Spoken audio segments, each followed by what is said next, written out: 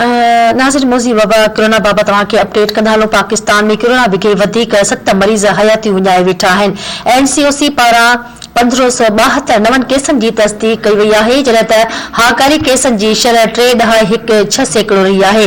National command and operation centre तरफ़ां जारी कयल ताज़नि अंगनि अखरनि मूजिबि गुज़िरियल सॼे ॾींहुं मुल्क में 49,658 माण्हुनि जा नमूना वरिता विया आहिनि, जॾहिं त गुज़िरियल 24 कलाकनि दौरान कोरोना जे वधीक 1572 केसनि जी तस्दीक बाद मुतासिरनि जो अंग वधी 13,04,058 थी वियो आहे। एलसीओसी मूजिबि गुज़िरियल 24 कलाकनि दौरान कोरोना वायरस जे हाकारी केसनि जी शरह 3.16% रही आहे। एनसीओसी मूजिबि पाकिस्तान में कोरोना विघे वधीक 7 मरीज़ फौत थियण बाद हयाती विञाईंदड़नि जो अंग वधी 28,969 थी वियो आहे।